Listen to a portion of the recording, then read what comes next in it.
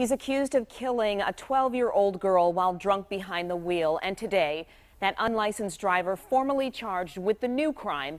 Simon Shaquette live outside the Wayne County Sheriff's Office, where the driver is locked up right now. Simon.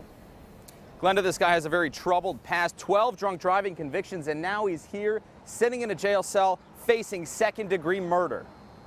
This is Charles James Cahill Jr., now facing life in prison and held without bond after the death of a beautiful young girl, 12-year-old Victoria Mack, killed when Cahill Jr. was allegedly drunk and speeding at more than 80 miles an hour in Sumter Township. Police say his blood alcohol level was .203, nearly 3 times the legal limit, when he rear-ended a Chrysler minivan she was in.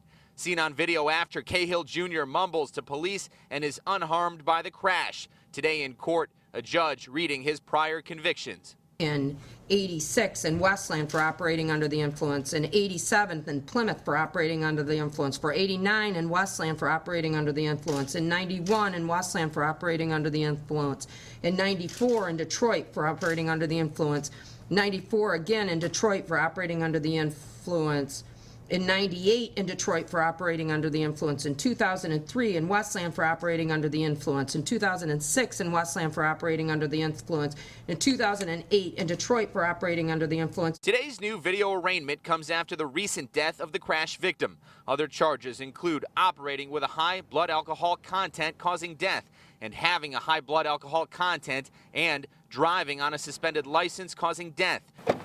We visited the suspect's home today to see if family members would talk.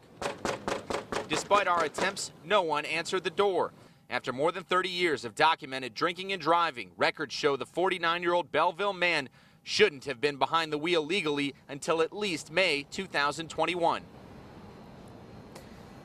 Now, Cahill Jr. was last discharged from parole in 2012. He's been in and out of jail for offenses committed all over Southeast Michigan, but never served more than 5 years. Coming up at 6, we investigate how the system failed here. For now, live from downtown, Simon Shaquette, 7 Action News. Back to you. All right, Simon, a tough one to hear for sure.